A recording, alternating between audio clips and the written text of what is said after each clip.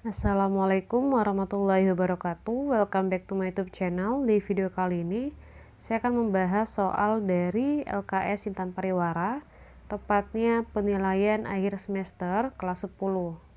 Nah, sebelum kita lanjut ke pembahasan soalnya, bagi adik-adik yang belum subscribe, silahkan diklik dulu tombolnya, kemudian jangan lupa like, share, dan komen. Terima kasih. Oke, langsung aja kita masuk ke pembahasan soal yang pertama, yaitu soal nomor 13. Nah, untuk pembahasan nomor soal yang sebelumnya, adik-adik silakan lihat aja linknya di kolom deskripsi ya, atau ada di kolom komentar yang saya pin. Oke, langsung aja ya kita bahas soal nomor 13. Posisi sepeda yang bergerak menghasilkan data dalam tabel berikut. Nah, ini tabelnya. Selanjutnya, perhatikan pernyataan di bawah ini. Ini ada 5 buah pernyataan, silakan dibaca adik-adik ya. Kemudian yang ditanyakan adalah pernyataan yang benar sesuai data tabel. Itu yang mana? Nah, jadi untuk mencari tahu ya data yang mana yang benar, berarti harus kita hitung satu-satu. Nah, misalnya seperti yang pertama ini. Yang pertama adalah jarak total yang ditempuh. Nah, kalau jarak total itu adik-adik tinggal dijumlahin aja. Kalau nggak salah kemarin saya dapatnya sekitar 116 ya, kalau nggak salah, saya lupa. Pokoknya ini tinggal dijumlahin aja. Kemudian untuk yang kedua, jarak yang ditempuh saat 3 sekon 19,2, jelas ya, 19,2. Kemudian perpindahan dari T2 sekon hingga T5 sekon adalah 38. Nah, berarti yang ini perpindahan itu adalah perubahan posisi ya, atau bisa kita lambangkan sebagai delta R. Karena di sini pakai X, kita ganti jadi delta X saja ya. Jadinya delta X, ini untuk yang nomor 3 ya. Pernyataan yang ketiga, delta X itu berarti X2 dikurang X1. Nah, X2 itu adalah jarak untuk posisi yang terakhir. Bukan jarak ya, maksudnya posisi yang terakhir. X1 itu berarti posisi yang pertama. Nah, untuk yang ini ya, dia kan T sampai 2 sampai 5. Artinya yang 2 sekon ini 1, yang pertama maksudnya, berarti yang T5 sekon adalah yang kedua.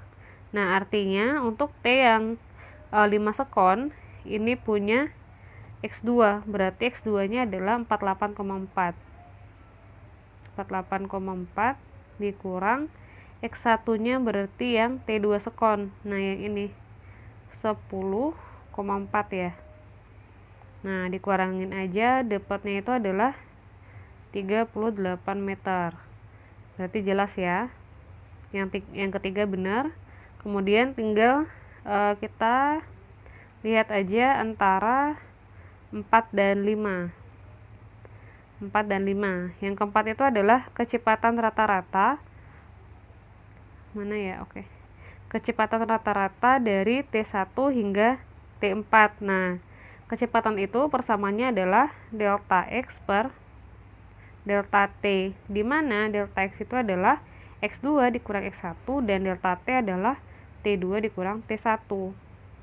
Karena dia dari T1 hingga T4, berarti untuk jarak atau X ya, pada T4 sekon itu adalah X2. Nah, masukin 32,5. X1 nya berarti pada saat T1 yaitu 0,1. Kemudian tinggal masukin aja T nya ke sini dan dihitung, dapatnya itu adalah 10,8. Kita cek ya, bener nggak? Ternyata salah karena di sini dia 6,6. Kemudian kita cari untuk pernyataan yang kelima. Nah, pernyataan kelimanya juga sama ya, pakai delta X per delta T. Tinggal masukin, di sini kan dia bilang kelajuan rata-rata hingga T3 sekon. Nah, kalau T hingga 3 sekon berarti X2 nya itu yang ini 19,2, sementara X1 nya adalah yang ini pada saat masih posisi 0. Kemudian T2 kurang T1 nya berarti 3 dikurang 0. Nah, dapatnya adalah 6,4. Berarti untuk yang benar adalah pernyataan kelima tadi ya, pernyataan ketiga dan 2. Oke ya, kita lanjut. Rachel bersepeda di lintasan jalan mendatar dengan kecepatan konstan 8 meter per sekon. Berarti ini V-nya. Dan perlu digarisbawahi ya, kalau dia kecepatannya konstan berarti dia GLB. Selanjutnya ya, Rahel melintasi jalan menanjak sehingga laju sepedanya mengalami perlambatan sebesar 0,8. Nah, kalau perlambatan itu dia lambangnya juga A, sama seperti dengan percepatan. Hanya saja tandanya itu dia negatif. Jadinya A sama dengan negatif 0,8. A-nya itu negatif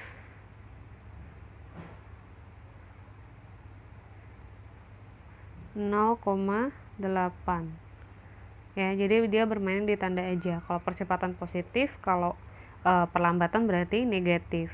Kemudian Rahel menghentikan sepedanya di tengah tanjakan karena tidak sanggup mengayuh sepeda lagi. Jarak total yang ditempuh Rahel adalah, nah jadi untuk tipe soal ini itu adalah soal gerak lurus ya. Kalau seandainya kita mengerjakan soal gerak lurus, alangkah lebih baiknya kita mengubah teks ini menjadi gambar. Nah, kenapa? Karena tujuannya supaya kita itu lebih mudah dalam menganalisa soalnya. Nah, kita buat ya, misalnya ini jalan rayanya, ini posisi Rahel di posisi awal, atau boleh kita sebut sebagai posisi A-nya. Nah, pada saat di awal ini, si Rahel itu kelajuan sepedanya konstan. Berarti kita sebut di sini GLB ya. V-nya 8. Kita nggak pakai satuan aja karena terlalu panjang. Kemudian setelah 2 menit berarti T-nya 2 menit. 2 menit itu berarti 120 sekon ya. 2 dikali 60. Kemudian Rahel melintasi jalan menanjak sehingga lajunya mengalami perlambatan. Nah, setelah dia berjalan selama 2 menit, berarti kita anggap ini posisi B, dia mengalami perlambatan. Berarti A-nya itu negatif 0,8 ya.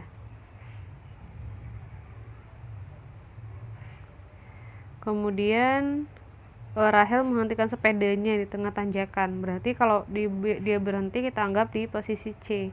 Nah, di posisi C ini karena dia berhenti, berarti kita anggap V-nya sama dengan 0.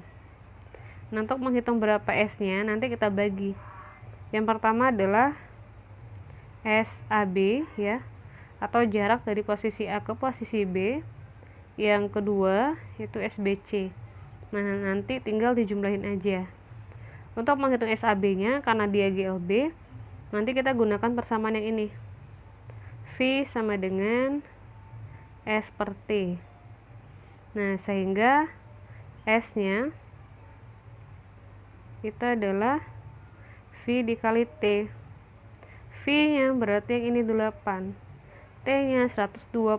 Nanti dapatnya 960. Nanti saya jelasin detail ya untuk yang hitungan yang SAB tadi, tapi sebelumnya saya jelasin dulu untuk SBC. Nah, jadi untuk menghitung SBC, kita akan membutuhkan data yang namanya VB. V di posisi B itu berapa? Nah, untuk V di posisi B itu nilainya adalah 8. Nah, kenapa?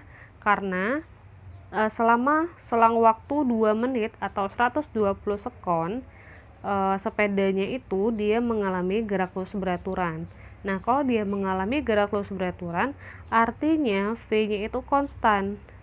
Konstan itu artinya tetap. Ya. V-nya itu tetap. Artinya V di posisi A atau posisi awal sama dengan V pada saat posisi B. Jadi gitu ya. Oke, kita lanjut aja ke perhitungannya yang jelas. Nah, ini nih. Oke. Yang ini SAB tadi ya udah saya jelasin kan, 8 dikali 120 adalah 960. Kemudian yang B ke C-nya kita pakai ini. VT kuadrat ya, rumus awalnya itu adalah, kalau adik-adik mau tahu, rumus awalnya itu ini, VT kuadrat sama dengan V0 kuadrat ditambah 2 AS. Nah, VT-nya itu kita ganti dengan VC. Kenapa? Karena VT itu adalah V pada saat di posisi akhir. Nah, kalau dari B ke C, posisi awalnya adalah B, posisi akhirnya adalah C. Gitu ya, berarti V0 V awal jadinya VB. Nah, VB kuadrat ditambah 2 AS. Oke, sehingga menjadilah persamaan seperti ini. Gitu. Oke, saya hapus ya. Kemudian tinggal kita masukin aja nilainya. VC-nya 0 ya, karena dia diem tadi posisi akhirnya. Kemudian VB-nya 8 dikuadratin ditambah 2 dikali minus 0,8 dikali S. Nah, ini saya jabarin. Jadinya berarti 0 sama dengan 64 dikurang 1,6 S. Kemudian negatif 1,6 nya pindah luas, jadinya positif 1,6 S sama dengan 64. S nya berarti 6 kepotong ya, 64 dibagi 1,6, dapatnya itu adalah 40 meter. Nah, setelah dapat tinggal dijumlahin. Oh, nggak ada saya jumlahin di sini. Jumlahin aja ya, berarti S nya atau S total ya, kita buat S total, S aja deh, adalah SAB tambah SBC. SAB nya 960, SBC nya 40, berarti jawabannya adalah 1000 meter. Oke ya, kita lanjut. Dua peluru suar ditembakkan secara bersamaan dari tepi pelabuhan sebagai peringatan untuk kapal asing yang melintasi wilayah perairan Indonesia. Posisi dua senapan saat menembakkan peluru suar seperti gambar di samping. Nah, ini gambarnya. Pernyataan yang benar berdasarkan data pada gambar adalah suar A mencapai titik tertinggi setelah 6,4 sekon dan seterusnya sampai B dan E. Silakan dibaca. Jadi intinya pernyataan dari A ke E itu dia membahas mengenai waktu masing-masing peluru untuk mencapai titik tertinggi atau H maksimum. Jadi ketika peluru ditembakkan, misalnya kita anggap ini tanah ya, tanah, ini pelurunya. Nah, pada saat dia dilontarkan atau ditembakkan, dia akan membentuk lintasan seperti parabola kan. Nah, yang ditanyakan itu adalah berapa nih waktu yang diperlukan untuk mencapai titik ini atau Hmax. Berapa waktunya gitu. Oke, kita hitung ya. Untuk menghitung tinggi maksimum, bukan tinggi ya, waktu mencapai tinggi maksimum untuk yang A berarti yang ini, itu kita gunakan persamaan V0 sin theta per G. Nah, V0 nya itu 70, theta nya 53, G nya itu 10 ketetapan. Nah, ini saya jabarin dulu. Jadinya 70 sin 53 itu kalau nggak salah 0,8 ya. Oh iya, 0,8. 70 dikali 0,8 dibagi 10. Nah, coret-coret tinggal 7 kali 0,8 berarti 5,6. Nah, untuk yang B juga sama, tapi sebelumnya kita cek dulu deh, benar nggak yang A itu ini 6,4 ya, berarti salah ya, berarti kita skip langsung ke yang B.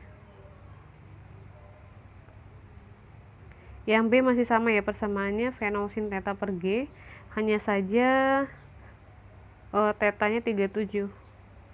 Jadinya berarti gini, 70 sin 37 per 10 kan, ini langsung aja dicoret ya, jadinya 7 dikali sin 37 itu dia 0,6. Nah, berarti dapatnya adalah 4,2 sekon. Coba kita cek, oh salah ternyata ya. Nah, kemudian tinggal kita cocokin aja, A dan B salah, kemudian C itu 4 salah ya, karena dia 4,2. Udah itu yang D, suar mencapai titik tertinggi 1,6 sekon setelah suar B. Benar nggak? 4,2 ke 5,6 berarti 1,4 ya, salah nih. Berarti yang benar adalah yang E, suar B mencapai titik tertinggi yang B ya 1,4 sekon sebelum suar A. Ya, berarti jawaban yang tepat adalah yang E, karena 5,6 dikurang 4,2 adalah 1,4 gitu. Kita lanjut. Sebuah lembing dilemparkan ke udara dengan sudut elevasi 53. Berarti ini tetanya ya. Dan mencapai titik tertinggi dalam waktu 6,4 sekon. Berarti ini TH max. Jarak mendatar yang ditempuh lembing ya pada waktu tersebut adalah, berarti yang ditanyakan adalah berapa X-nya ya, X pada saat TH max. Nah, untuk menghitungnya kita gunakan persamaan V0 cos theta dikali TH max. Nah, karena kita nggak tahu berapa TH max-nya, berarti dihitung dulu pakai V0 sin theta per G. Tinggal masukin TH max-nya 6,4 ya. Kemudian ini 10 itu G, jadi saya kali silang langsung ke sini, ke atas sini ya. Udah itu V0 sin theta, berarti V0 sin 53. 6,4 kali 10 64 sama dengan V0 sin 53 adalah 0,8. Berarti jadinya V0 itu adalah 64 dibagi 0,8 ya.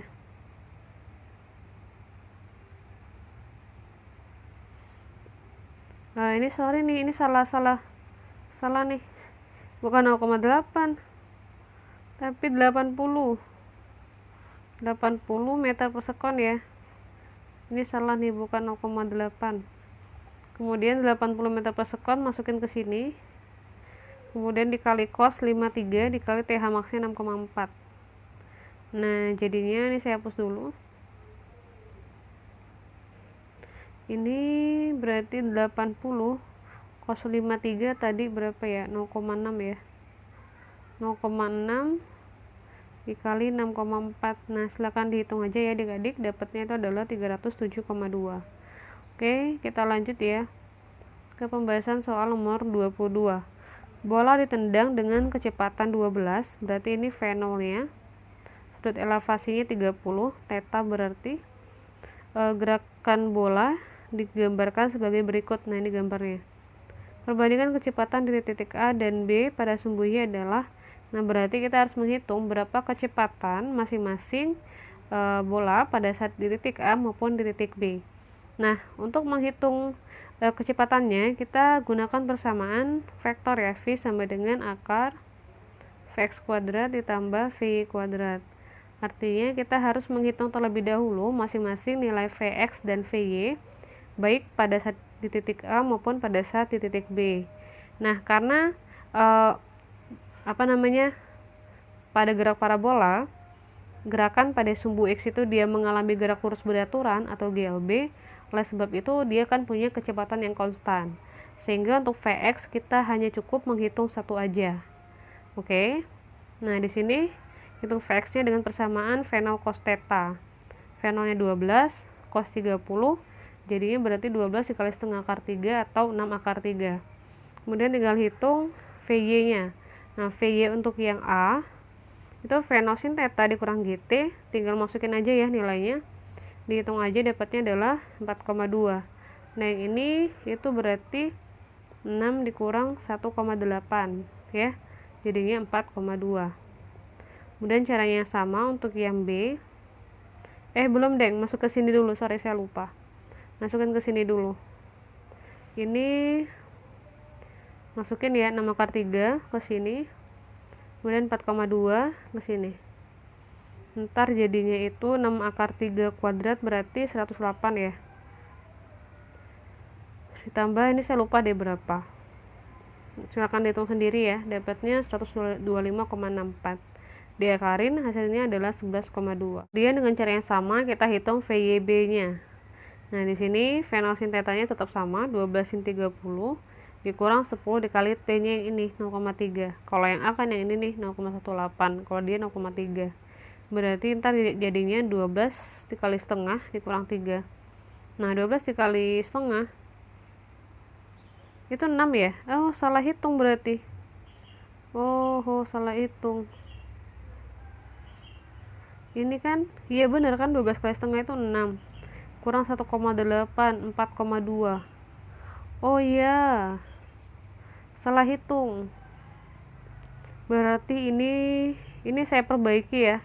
12 dikali setengah itu 6 dikurang 10 kali 0,3 berarti 3 dong.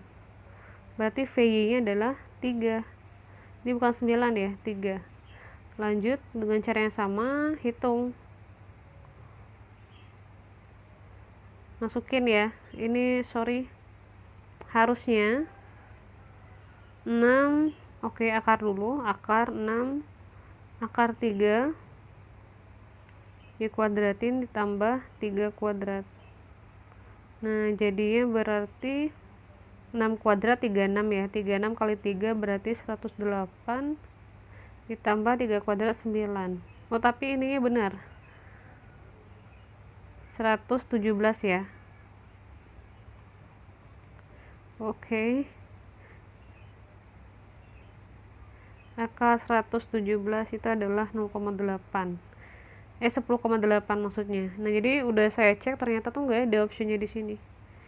Kalau mau dibandingkan pun berarti dia 11 banding 10 dan itu nggak ada.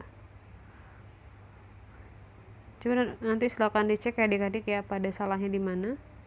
Pada salah hitung silakan dicek. Oke, karena udah 5 soal, pembahasannya cukup sampai di sini. Terima kasih. Wassalamualaikum warahmatullahi wabarakatuh.